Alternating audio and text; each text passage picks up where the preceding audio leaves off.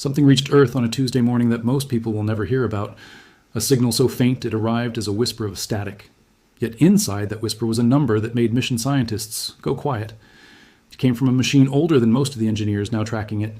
A machine humming through the dark, 21 hours away from us, even at the speed of light. It wasn't a message. It wasn't a distress call. But what it revealed about the edge of our solar system is something almost nobody is talking about. And once you understand it, you will never look at the night sky the same way again.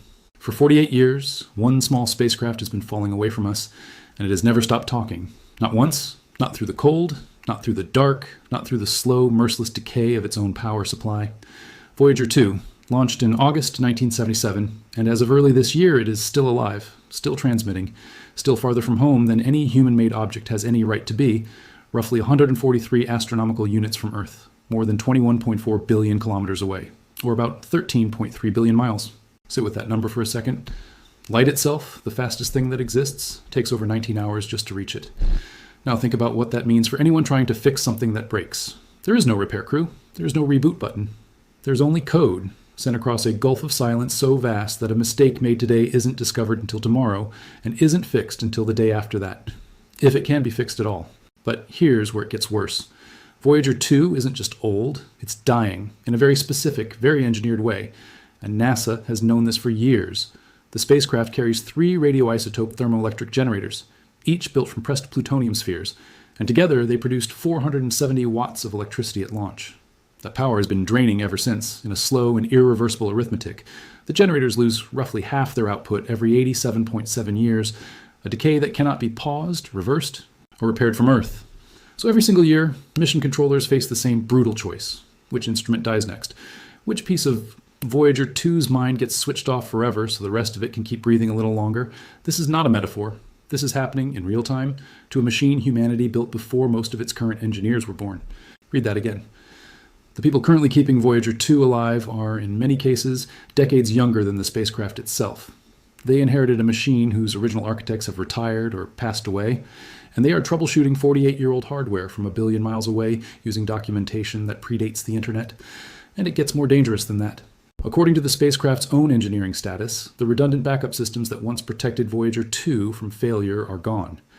Several of its thrusters, the ones that keep its antenna pointed at Earth, are clogged from a hydrazine injector problem, and there are no working backups left. Everything on board is now running single string, meaning if the wrong component fails at the wrong moment, there may be no second system to catch the fall. And this is where everything changes.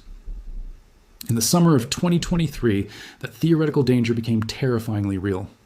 On July 21st, a routine command sequence accidentally tilted Voyager 2's antenna 2 degrees away from Earth. 2 degrees. That was all it took to sever contact with a spacecraft that had been talking to us uninterrupted for 46 years.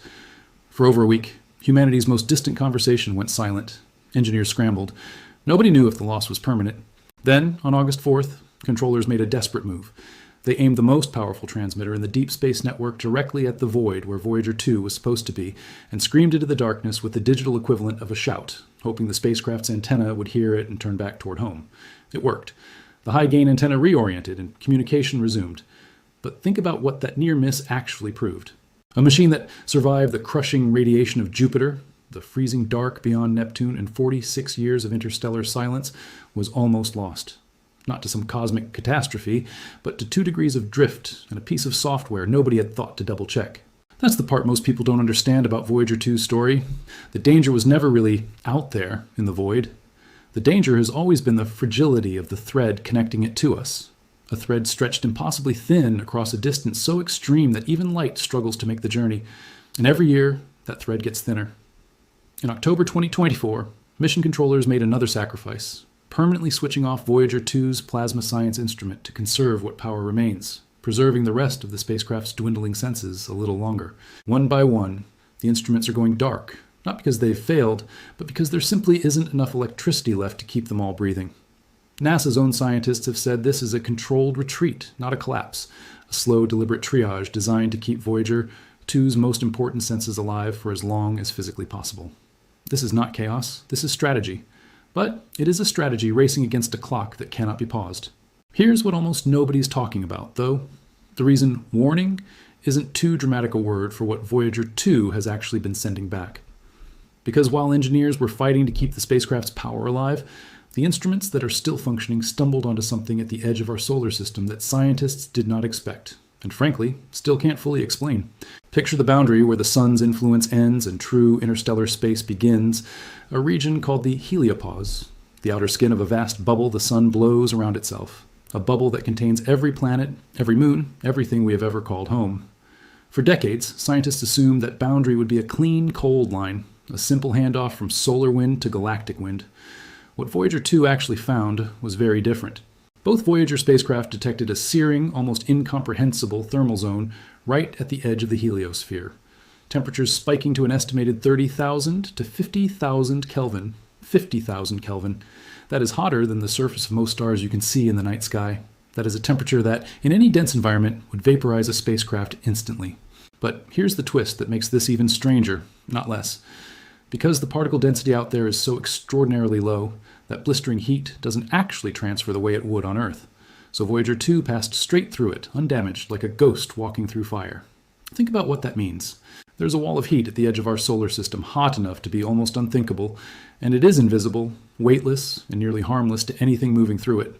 Unless, of course, our understanding of that boundary is wrong in some other way we haven't discovered yet. Scientists confirmed the readings weren't a malfunction. They confirmed the numbers were real, and they still don't have a complete explanation for why the edge of our own solar system behaves like this. And that's not the only anomaly. What most people are not seeing is that this thermal wall isn't an isolated oddity. It's one thread in a pattern of things Voyager 2 has found at the border of known space that keep contradicting what scientists expected to find there. Magnetic field readings taken just outside the heliopause turned out to align almost perfectly with the magnetic field lines measured inside it, a result that directly challenged the long-standing assumption that interstellar space would have a completely different magnetic orientation from our own solar system.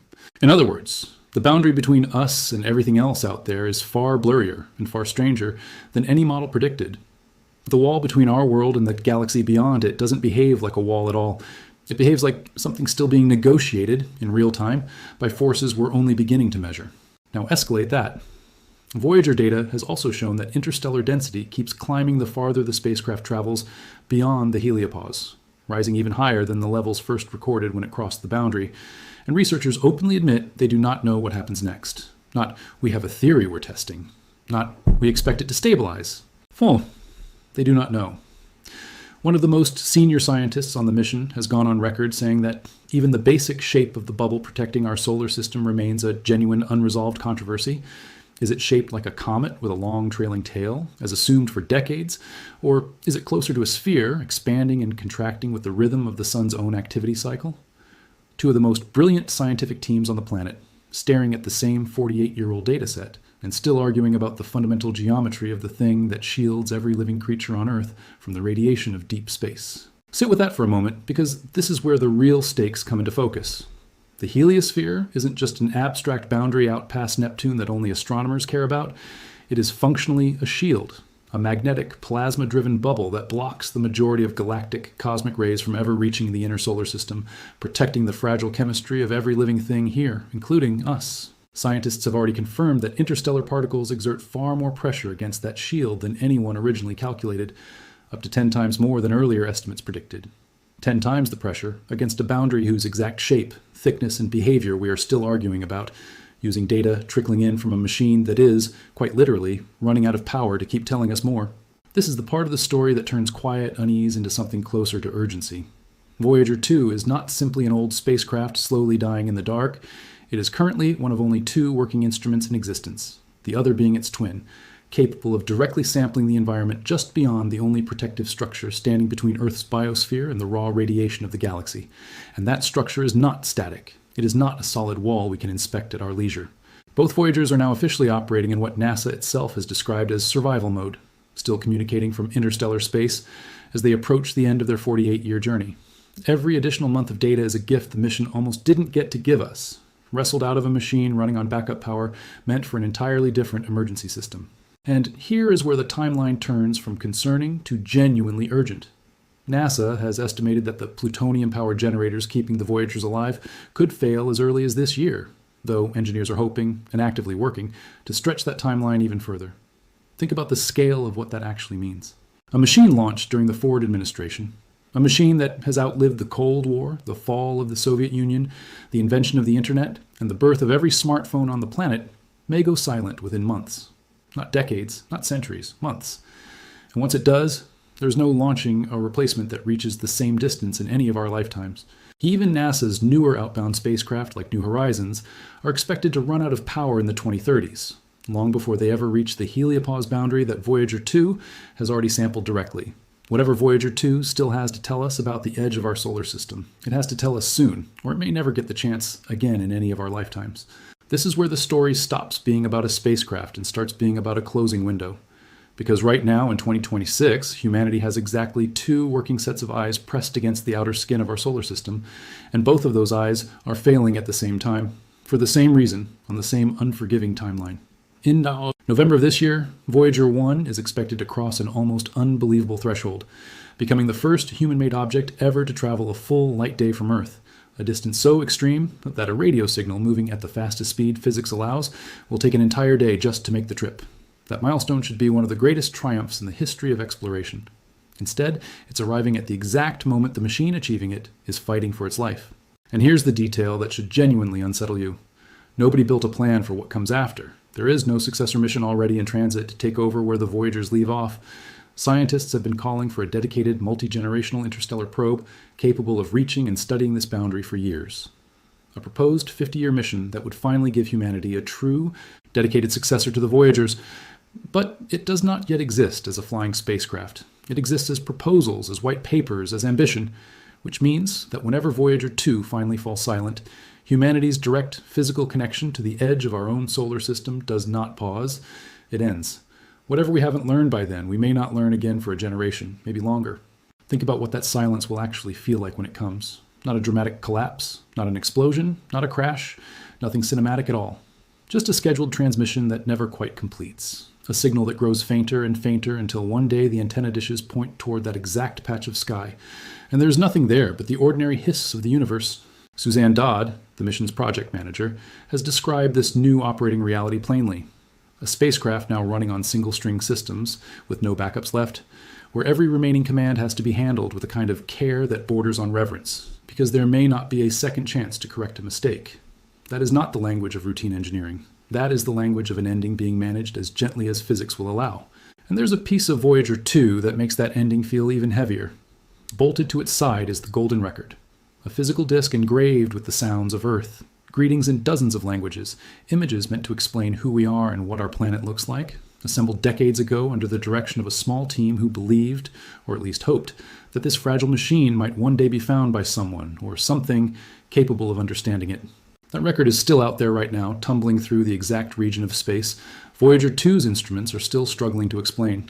The searing, invisible wall at 50,000 Kelvin, the magnetic fields that shouldn't align but do, the density readings that keep climbing without explanation. Humanity's introduction to the galaxy is currently drifting through the strangest, least understood region we have ever directly measured, carried by a machine that may stop talking to us before this year is over. So here is the real question underneath all of this, the one that doesn't get asked enough. What happens to our understanding of the boundary protecting Earth once the last set of working instruments out there goes dark? What happens to the mysteries already sitting unresolved? The true shape of the heliosphere, the source of that impossible thermal wall, the reason interstellar density keeps rising instead of leveling off. Once there is no more data coming in to test against, scientists can build models. They can run simulations. But a model is not a measurement, and for 48 years, Voyager 2 has been the only thing standing between our theories about deep space and the actual physical truth of it. Somewhere out past Neptune, past Pluto, past the outer edge of everything we've ever mapped in detail, a machine built in the 1970s is still sending its faint, patient signal back toward a planet it left before almost everyone reading this was born. It survived a wrong turn of 2 degrees that nearly ended everything. It survived the slow amputation of its own instruments, one by one, to save power for the ones that remain. It flew straight through a wall of heat that should be unthinkable and came out the other side. Because the universe, it turns out, is stranger and emptier and more counterintuitive than any of us assumed. And now, running on backup power never designed for this, guided by commands sent across a gap so vast that mistakes take days to even notice. It is racing against a decay curve that cannot be negotiated with, cannot be paused, and cannot be reversed. Nobody can tell you exactly when the signal will stop. Nobody can tell you what Voyager 2 will discover in whatever time it has left, or whether the next anomaly it stumbles into will finally explain the wall of heat, the aligned magnetic fields, the rising density nobody predicted, or whether it will simply raise more questions than answers, the way it has for 48 straight years. What we do know is this. Somewhere out there, right now, a piece of 1970s engineering is still standing at the very edge of what we understand about our own solar system, still sending back fragments of a truth we have not finished piecing together, and still counting down toward a silence that, once it arrives, may not be broken again in any of our lifetimes. The question worth sitting with isn't when Voyager 2 will stop talking. It's what we're still not hearing right now, while it still can.